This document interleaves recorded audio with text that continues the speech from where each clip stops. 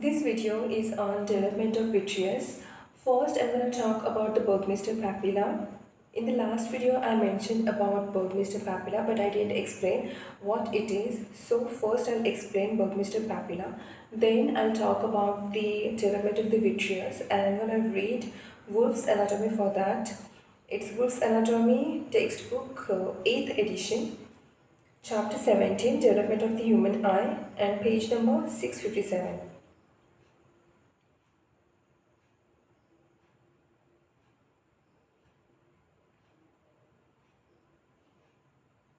So first, I'll talk about Bergmeister papilla. Okay, Bergmeister's papilla is formed by focal proliferation of glial cells at the optic nerve head by 9 weeks of gestation. This group of cells has a cone-shaped configuration with its base spread along the internal limiting membrane and the apex extending a short distance into the vitreous around the hyaloid canal.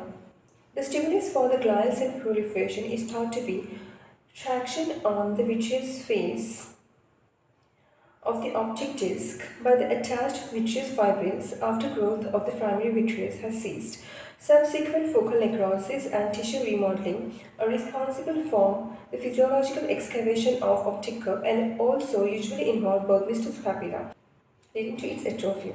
However, Bergmeister's papilla can remain together with the remnants of the hyaloid artery on the optic disc with no apparent harmful visual effects. So, what is Bergmeister's papilla?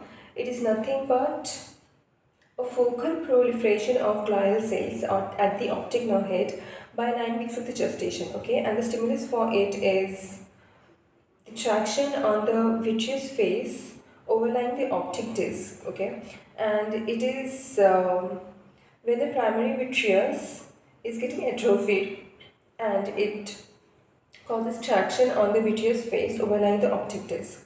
Okay, so how it atrophies?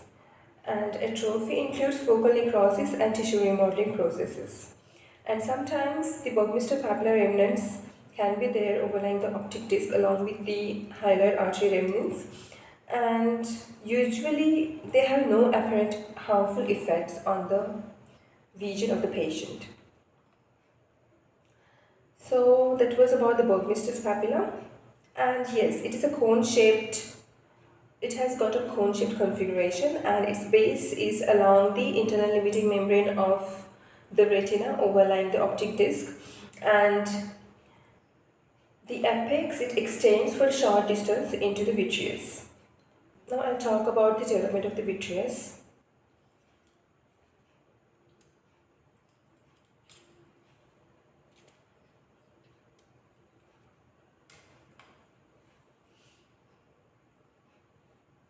The formation of the vitreous is related to the development and subsequent regression of the hyaloid artery.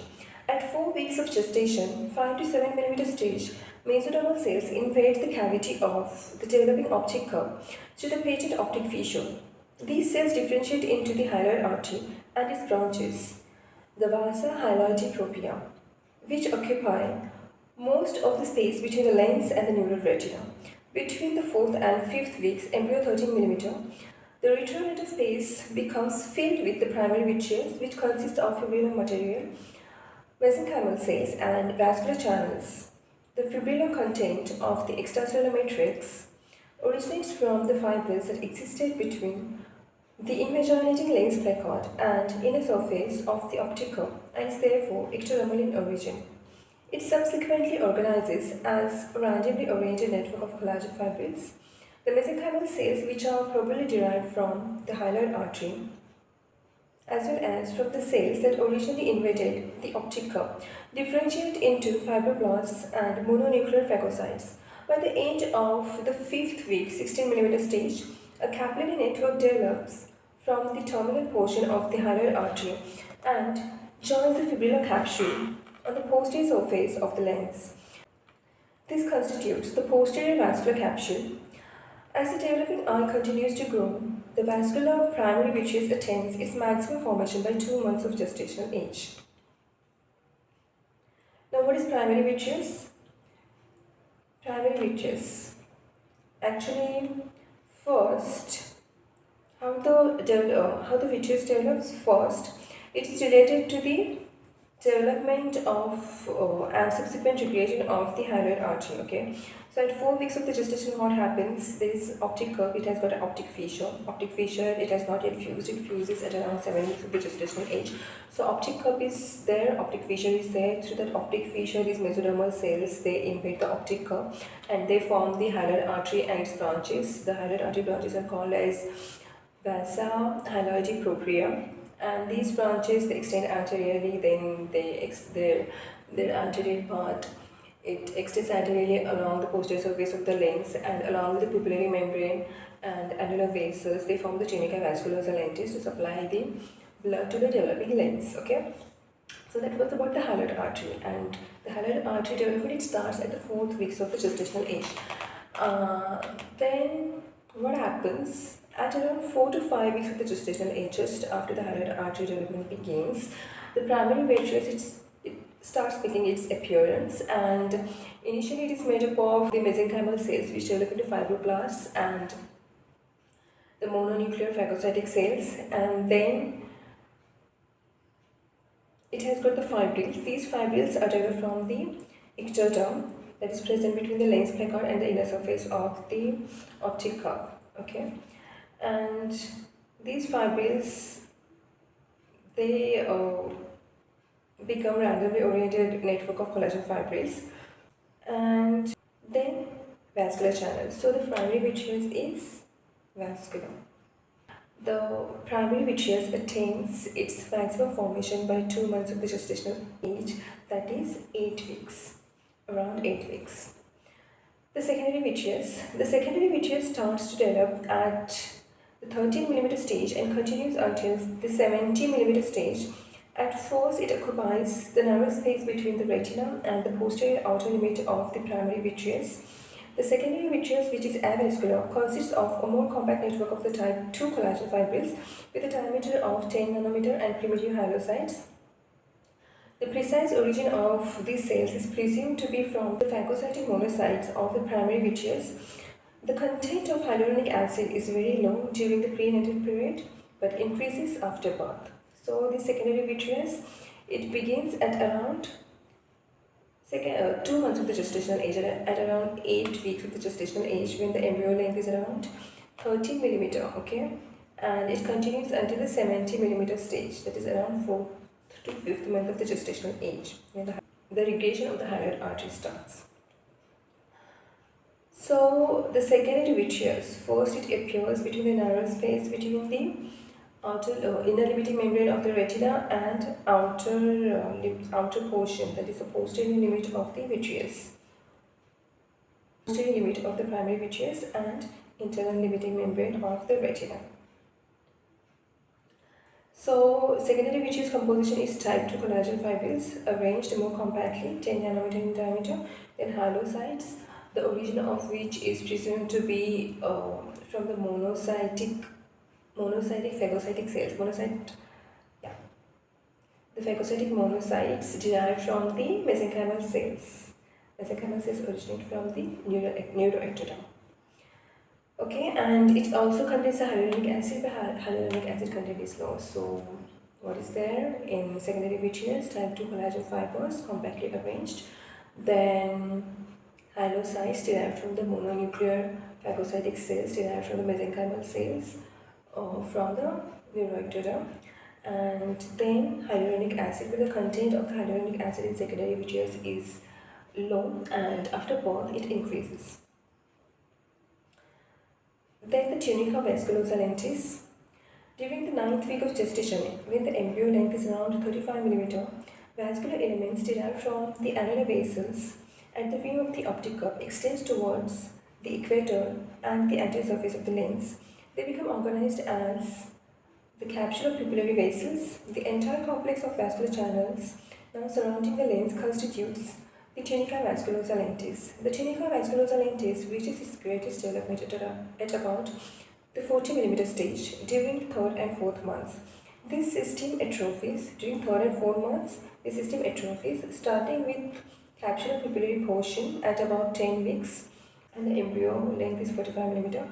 The vesa halide propria begins to close during the 12th week of gestation, 65 millimeter stage, and remains hang like corkscrews from the back of the lens. The process of regression is characterized by a gradual shrinkage of the vessel wall and a reduction in the diameter of the lumina, which eventually leaves thread-like annular strands of tissue. By the fourth month, atrophy of the halar artery and simultaneous retraction of the primary vitreous have progressed to the extent that they are confined to the narrow central region behind the lens. This area remains throughout the life as Crockett's canal. So what is tunical vasculosa lentis? When it develops and its maximum growth is at what stage and when it starts regressing.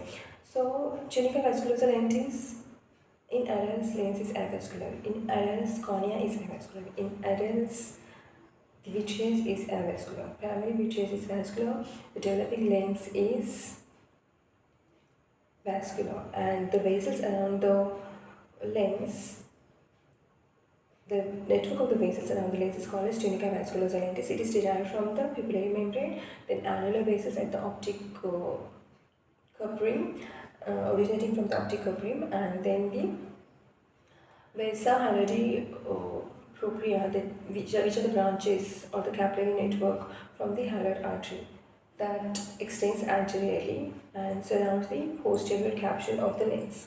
Okay. So the tunica vasculosa lentis, when the embryo length is around 35 millimeter stage, that is around 2 months of the gestational age, it starts making its appearance. That is the development of the halar artery, you can say, just 1 week after that. Then the tunica vasculosa lentis, it reaches its greatest development at around 40 millimeter stage. That is around 3rd month of the gestational age, and then starting of the 3rd month or starting of the 4th month, between 3rd and 4th months of gestational age, this system it atrophies. It starts regressing, and the regression starts from the capsular pupillary margin, and then the remnants. And the process of regression, it is characterized by gradual shrinkage of the vessel wall and reduction in the diameter of the lumina, and that leaves eventually the thread-like acellular strands of tissue. And by the 4th month, atrophy of the halar artery and simultaneous retraction of the primary vitreous have progressed to the extent that they are confined to the narrow central region behind the lens. This area remains throughout the life as Crockett's canal. Okay. Now the tertiary vitreous. At approximately 12 weeks of gestation, embryo length is 65 millimeter. A condensation of thicker collagen fibers of the secondary vitreous becomes firmly attached to the internal limiting membrane of the optic curve close to its rim and extends to the equator of the lens. This development of the tertiary vitreous constitutes the embryonic zone of origin of vitreous base and is known as the marginal bundle or druat, or I don't know the pronunciation, I think it's druat or druat or druat, or the, again this pronunciation I don't know, fasciisthmic. You tell me how it is pronounced, or later on I'll just see on YouTube. I didn't find this pronunciation. Fasciisthmic.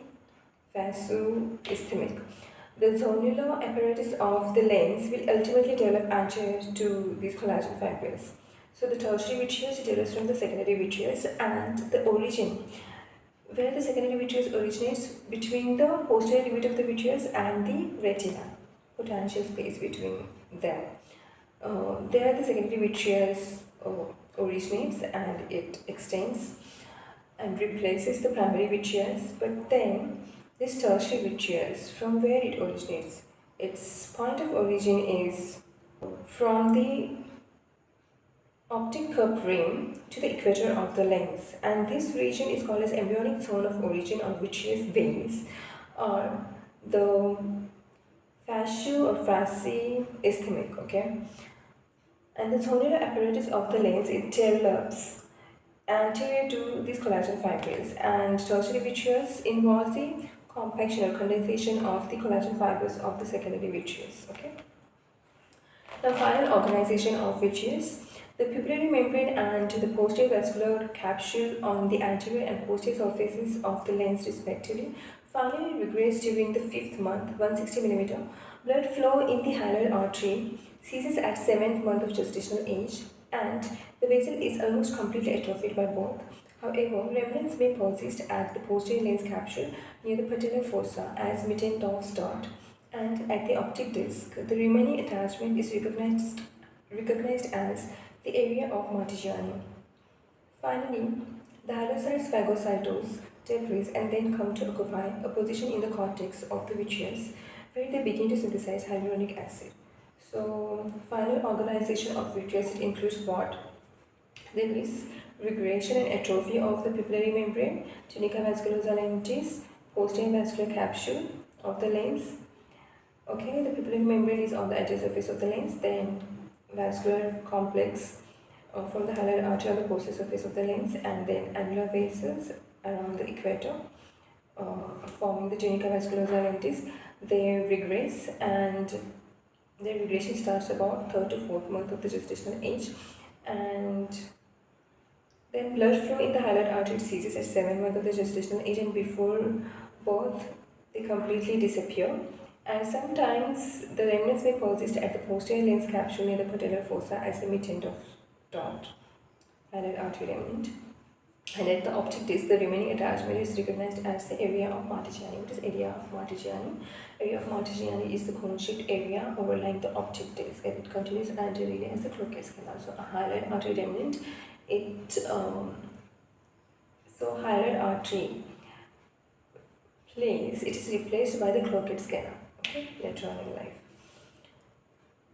So that was about the development of the vitreous. Now we'll see the figures first.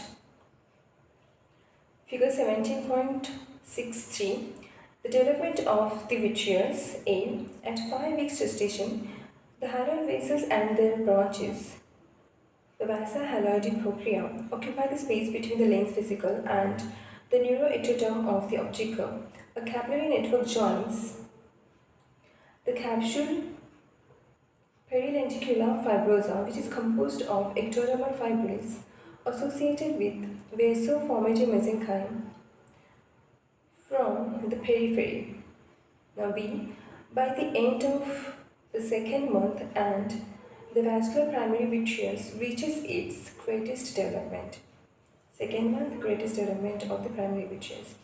Arborization of the vasa hyaloidi propria, curved arrow, fills the retrolental area and is embedded in collagen fibrils. An avascular secondary vitreous of more finely fibrillar composition forms a narrow zone between the peripheral outer branches of the vasa hyaloidi propria and the retina. The hooked arrow points to a vessel of the pupillary membrane. The drawing of a composite of embryos from 50 to 30 mm stage. C. During the 4th month, the hilar vessels, the vasa hyaloidi propria, and the tunica vasculosa lentis atrophy progressively, with the smaller peripheral channels regressing first. Peripheral channels regress first. The large curved arrow points to remnants of involuted vessels of the superficial portion of the vasa hyaloidi portion in the secondary vitreous. The small curved arrow indicates the location of the pupillary membrane that is not drawn here. The straight arrow points to remnants of the atrophied capsular pupillary vessels. Zonular fibers, tertiary vitreous, begin to extend from the growing ciliary region towards the lens capsule. Vessels to the center of the optic nerve connect with the hilar artery and vein and send small loops into the retina. Open arrow. The drawing is composite of fetuses from the 75-110 mm stages. Figure 17.64. Posterior surface of the lens from a human embryo at 9 weeks of gestation. The network of capillaries constitutes the tunica vasculosa lentis. The cleft arrow, the arrow is white in color. The cleft arrow and sunken center of the lens Hollow arrow. Okay, so there is a hollow arrow. Hollow arrow is at 4 o'clock position at the center. You can see paracentrally at 4 o'clock there is a hollow arrow, and the white arrow, okay, the dense white arrow is around the periphery at around 8 o'clock position, okay. The cleft arrow and circle center of the lens hollow arrow are due to artifact scanning electron micrograph original magnification 720 times. So once again, in short, I would like to revise the development of the vitreous. Okay. So vitreous, it develops as the primary vitreous, then secondary vitreous, then tertiary vitreous, and then final organization of the vitreous. Okay. So primary vitreous, it starts making its appearance at around 4th to 5th week of the gestational age, when the hyaloid artery occupies a space between and its branches, vasa hyaloidopropria. They occupy space between the lens and the neural layer of the optic curve. Okay, and the primary vitreous attains its maximum growth at around 2nd month of gestational age. Then it starts regressing at 12th week of the gestational age, that is 3rd month. So you can see 1st month primary vitreous appearance, 2nd month its peak of development, then 3rd month it starts regressing. Then secondary vitreous and primary vitreous. What is its composition? It is made up of the collagen fibrils from the ectoderm, randomly oriented mesenchymal cells. They form the fibrocytes and mononuclear phagocytic cells. Mesenchymal cells are derived from the neuroectoderm. Okay, the vascular channels. Vascular channel derived from the mesoderm that enters the cleft. That enters the optic fissure. Now secondary vitreous, it starts making its appearance at around 2nd month of the gestational age, that is 8 weeks, when the embryo length is around 30 millimeter, and it progresses, its development progresses when till the embryo is 70 millimeter stage. Then secondary vitreous composition, it is made up of the type 2 collagen fibrils. Okay, and there is a more compact arrangement of the type 2 collagen fibrils, and first it starts making its appearance between the narrow space between retina and posterior or outer limit of the vitreous. Okay, then it spreads. Then it's made up of the type 2 collagen fibrils, complexly arranged type 2 collagen fibrils 10 nanometer in diameter. Then primitive halocytes, presumed to be derived from the mononuclear phagocytic cells. Okay, and which are mesenchymal in origin, and low content of the hyaluronic acid, which increases after birth. Okay, then tertiary vitreous. Okay, tertiary vitreous, it starts making its appearance at around 12 weeks of the gestational age, when the embryo length is 65 millimeter.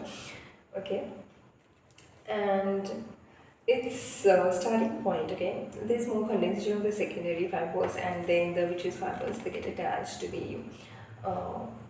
they extend to the internal limiting membrane, okay, of the retina.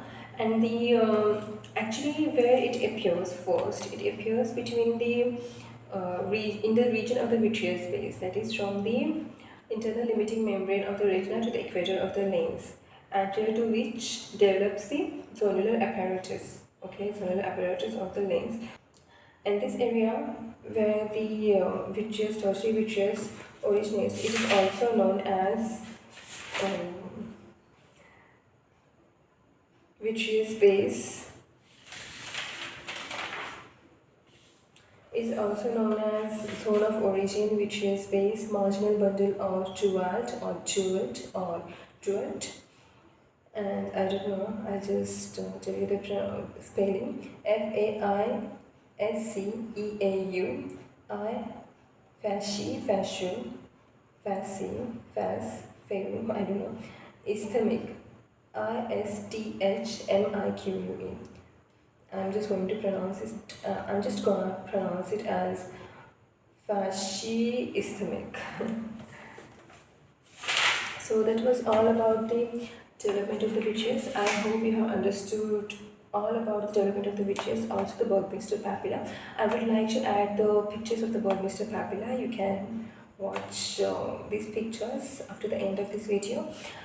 Yeah, next video, I'm gonna read gonioscopy from the shells. Then I'm gonna read it from the Jacobi, and then Irving's. And after reading it from the Irving, in the same video, I'm gonna add some pictures and videos for your better understanding and even my understanding when I teach or when I share my knowledge.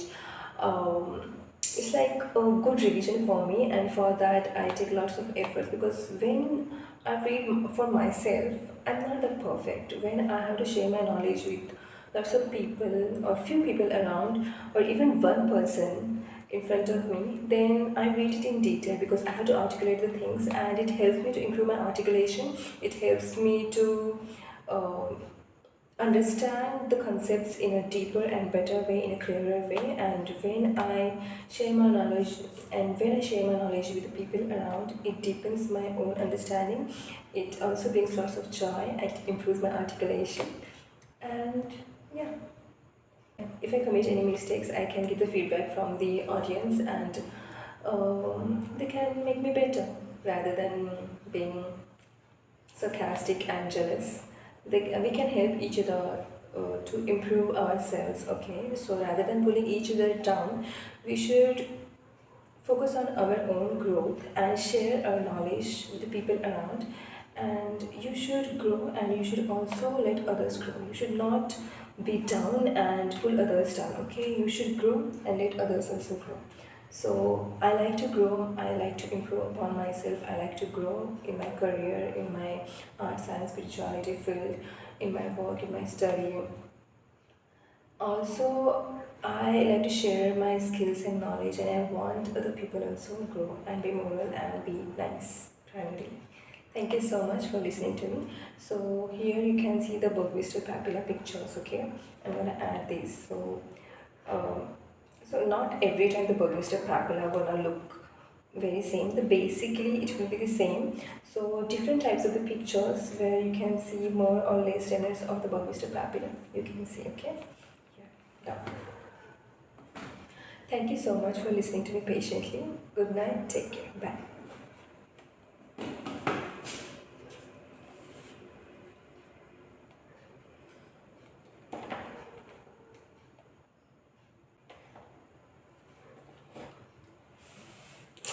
Right now, I searched those two words which I couldn't pronounce, and these are two French words. Okay, it's feisu ismic. Okay, feisu ismic. Feisu means bundle. Okay, feisu means bundle, and ismic means a bridge.